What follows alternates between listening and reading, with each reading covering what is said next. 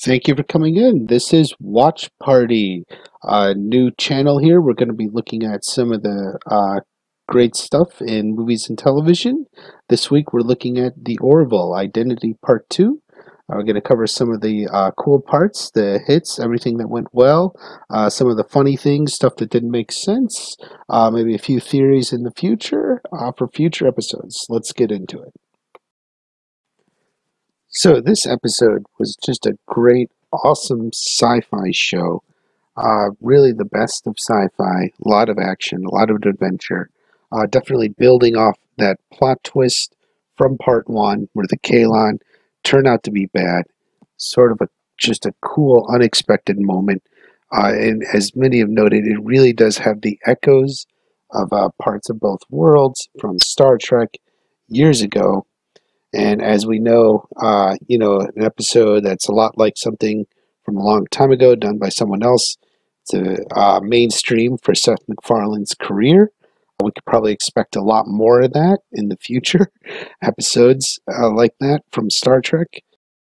But one of the things about parts of both worlds from long ago was the Wolf 359 fight. And actually, we never saw that. And where Seth goes right here is we get one of the biggest space battles we've seen on television in a really long time. It's a great moment. Huge, awesome fight. And that's probably really where the episode succeeded the most. So, a few things that didn't quite make sense. Let's talk about Tala. She certainly hasn't quite proven herself as a security officer yet. Not any way I can see. So far, this episode, all she managed to do was get herself shot and almost killed. Granted, it wasn't really her fault. She was trying to save the boy, but she was shot and killed. And then even later on, when Yaphet brings the gun, you noted particularly they give the gun to Bortus to shoot the Kalon, not to Tala, even though Tala, as a security officer of the ship, maybe he's just better, maybe their species is better at it. It's never really explained. But it is an interesting point when you note that Tala isn't even the one in charge of doing the fighting. While we're on the topic of that gun, does anyone know why, with the whole armory available, Yaphet only took one gun? Wouldn't it have made more sense to at least take two, double your chances of surviving? And one other point I haven't yet seen addressed in the show is, why are Isaac's eyes blue and all his controls are blue when every other Kalon is red? I mean, I do hope this is something, there's an in-universe explanation, maybe something to do with the programming or amount of self-control. Nothing really seems to make sense. I hope there's something that, MacFarlane and his crew have thought about from the beginning, and it's not just one of those cop-outs. Well, we wanted the audience to know who's who. While, yeah, it helps, it's important. I'd like to think that this is something they've been thinking through, and there's actually a reason that maybe we will get in the future of why Isaac's eyes were blue, everyone else's were red, and it didn't seem to notice it. The Kalon didn't seem to even notice. Obviously, they said before they don't actually see through their eyes, but what does that mean? Is there going to be something to that?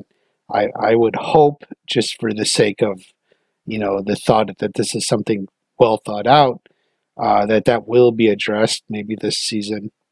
We'll just have to wait and see on that one. My favorite nitpick the episode is right here, where Isaac gives Ty the code to the docking bay. He says it's... The code is Alpha 1 4 Omega 6. The funny thing is, though, when Ty actually runs to open the bay, he manages to open it by only pressing 3 buttons. Maybe it's the fact that he's a talented pianist or something with his fingers. I don't think anyone else would have been able to type all that with just 3 buttons. One of which apparently is the enter key, which opens it. So it's a little bit of a nitpick, but those are the sort of things when you're paying attention you do notice. So the last real point that the episode brought up then is, why did the Kalon go genocidal maniac? Killed their builders off in such a way that even the most devout communist would blush at the slaughter. So the episode reveals to us that the builders originally intended them to be servants, which makes sense. I mean, that's why people build machines, and it's why aliens build machines. The episode and the show takes a clear point on this, different from previous Star Trek and Voyager variations, which debated endlessly on whether or not an artificial life form would have sentient rights. I mean, this show doesn't even acknowledge the question. It just assumes the Kalon would have full sentient rights like any other biological life form, and like their builders, apparently. So they don't really debate that. Instead, they try to focus in on the concept of slavery. It makes sense.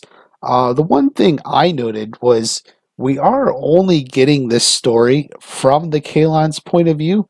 It would be interesting if in the future we actually saw through some means or recording or something of the alternate story, alternate point of view from the builders.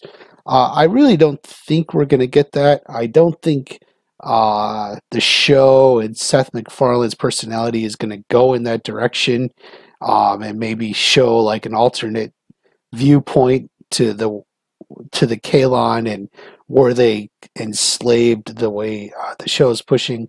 I don't think they're going to go that way. I think it's probably just going to stay with this. We're going to get a resolution one way or another, but I don't think we'll get like another viewpoint from that. It could be possible we could see a similar situation from another species, but not probably directly with the Kalon. Although I would like that. I would think a little more backstory on the Kalon could be interesting. We'll see what the future. Obviously, the Kalon are still out there. They may try to attack again. Maybe it'll look like this week's episode was just a warm up, and we'll get a lot more fighting to come. So that's the main points from this week. Hope you enjoyed the video. Wanted to give a quick shout out to our sponsor to make this show possible. It is Gravity Bakery. Great stuff. Great for watch parties. A lot of good stuff to order. Check them out. Link in the description. gravitybakery.com. And otherwise, thanks for watching. We'll be back with more.